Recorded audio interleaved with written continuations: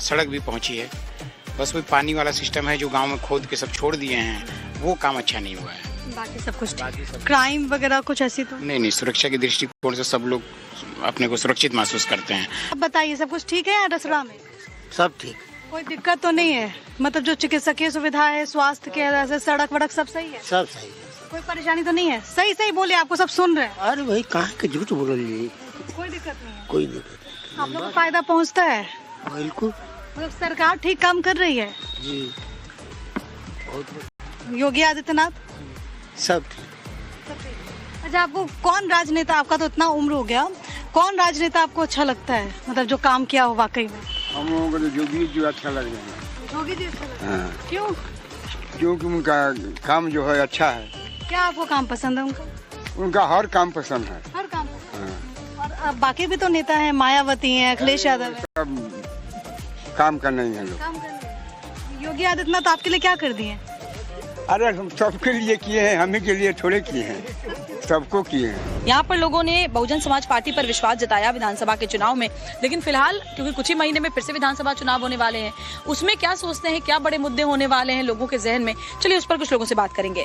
राजनीति की बातों का ये अड्डा आप लोगों का है जिस पर आप लोग चर्चा करते हैं, जरा हमको भी बताइए। गाँव की चर्चा होती है और क्षेत्र की चर्चा होती है। तो क्षेत्र को ही समझने के लिए हम यहाँ पर आज आए हैं। देखिए, क्षेत्र में सरकार, राज्य सरकार का कार्य जो है अच्छा है। इस सरकार में थोड़े जो अधिकारी हैं वो अपने जो है रौब के तहत लोगों को मनमानी ढंग से परेशान करते हैं। अब योगी जी को लेकर के हम लोग घूम रहे हैं, लेकिन योगी जी का काम ठीक है। उनके नजदीक रहने वाले लोग जो है उस पार्टी को धो रहे हैं। पिछले सरकार और इस सरकार में जो है एक ही अंतर है मैम, कि जो लाइन ऑर्डर है बहुत मजबूत है। कोई अपराधी अपराध करके जो है बच नहीं सकता। लाइन ऑर्डर इतना बढ़िया है कि कोई बच नहीं सकता। यानी अपराधियों में अब डर है योगी बाबा का? अपराधियों में बहुत डर है। अपराधी खुलेआम जो अपराध करते थे, इस सरकार में, योगी बाबा के सरकार में अपराध करने से वो डरते हैं। बेटियां सुरक्षित हैं, शाम को देर शाम तक बाहर निकलती हैं? हाँ, बेटियां सुरक्षित है। तो बलिया में देखिए, अपराधी अपराध करने से डरता है, लॉ एंड ऑर्डर बहुत बेहतर हुई है, बाकी सड़कें भी अच्छी हुई हैं, लेकिन एक जो सवाल लोगों के मन में है वो स्वास्थ्य व्यवस्था को लेकर थोड़ी सी उम्मीद इनको जरूर है कि स्वास्थ्य व्यवस्था यहाँ बेहतर हो, ताकि लोगों को अपना इलाज कराने के लिए बहुत दूर दूर ना जाना पड़े, दूसरे शहरों दूसरे जिलों में ना जाना पड़े, यहाँ पर ही उनके पास और बेहतर स्वास्थ्य व्यवस्था का इंतजाम हो सके।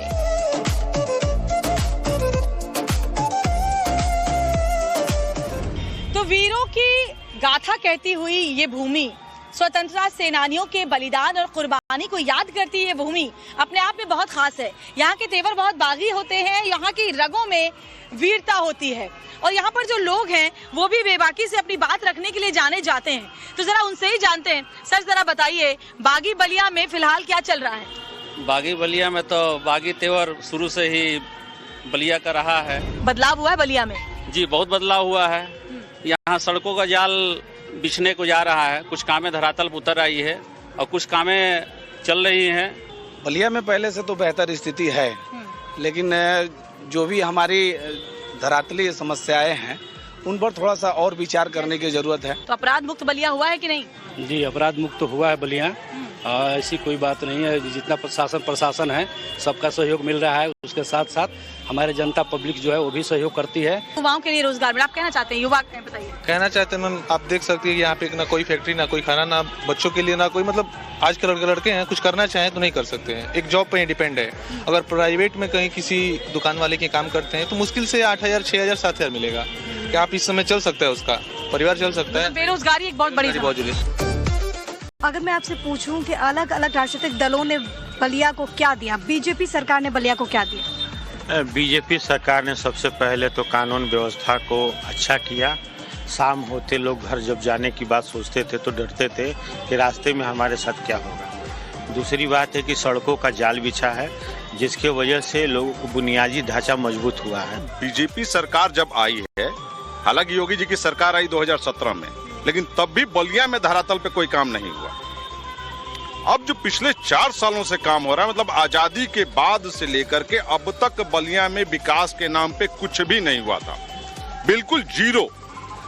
मैं कहता था कई बार चैनलों के माध्यम से भी कि मतलब चिराग तले अंधेरा का एग्जाम्पल देखना है तो बलिया को देख लो।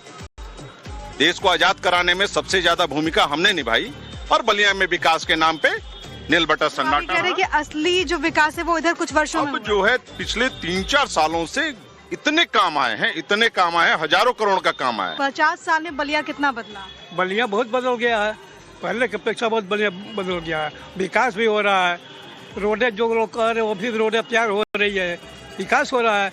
और मोदी जी है, योगी जी है तो उपयोगी है। अच्छा, योगी जी हैं तो उपयोगी हैं, क्यों? अरे बहुत अच्छे काम कर रहे हैं, सभी को देखने में अच्छा लग रहा है। तो अखिलेश यादव अच्छा काम नहीं करते थे? उनके कहने मत कहने दीजिए उनको। क्यों बताइए ना, कुछ तो बताइए, आपके सीएम रहे हैं। में पूरा गुंडी राज चलता था।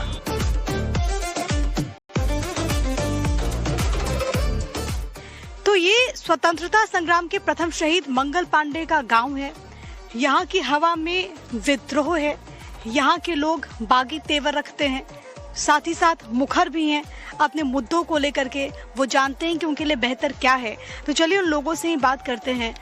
यहाँ पूरे क्षेत्र में कुछ बदलाव क्या आप महसूस करते हैं? मंगल पांडे का ये गांव है, क्या आपको लगता है कि गांव का विकास हो रहा है?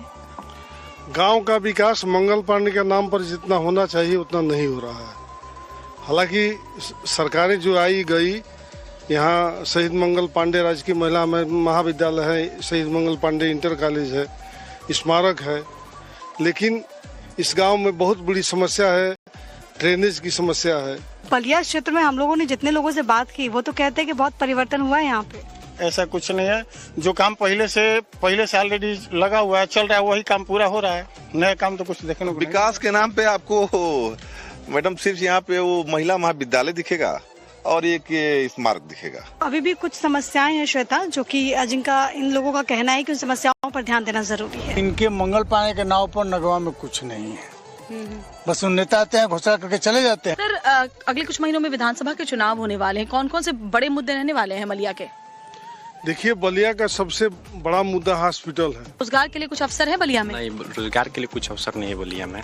अच्छा, कोई कल कारखाना बड़ा ऐसा? कुछ नहीं है, नहीं। तो देखिए, कई सारी समस्याएं हैं, बुनियादी जरूरतें हैं जिससे बलिया के लोग दो चार हो रहे हैं। शहीद मंगल पांडे के गांव हम आए हैं, लेकिन यहाँ पर भी लोगों का यही कहना है कि मंगल पांडे से इस भूमि की पहचान जरूर है, लेकिन इस भूमि का जो हक है, इस गाँव का जो हक है, वो उन्हें फिलहाल उस तरीके से नहीं मिल रहा। जब आप बलिया में आए और बाटी चोखा यहाँ का ना खाएं प्रिया, फिर तो हमारी यात्रा अधूरी रह जाएगी। बिल्कुल, मैंने सुना है श्वेता कि बलिया का जो सत्तू है वो बहुत फेमस है और सत्तू बाटी में डलता है। मैं बिहार से हूँ तो बिहार का लिट्टी चोखा तो हमेशा सबके लिए फेमस होता है। बिल्कुल, और उसी लिट्टी चोखा का एक दूसरा जो रूप है वो यहाँ बाटी चोखा के रूप में फेमस है। ये जो बाटी चोखा की दुकान है वो इतनी ज्यादा फेमस है कि कई राजनेता यहाँ तक आ चुके हैं। यहाँ पर आपको पूर्व पीएम चंद्रशेखर नजर आएंगे और इस शॉप के जो ओनर है वो भी यहाँ पर हैं और इन्होंने बताया कि वो बाटी चोखा खाने के लिए आए थे। कुछ महिलाएं हैं मेरे साथ, क्या खा रही हैं आप लोग? झालपुरी खा रहे हैं। अच्छा,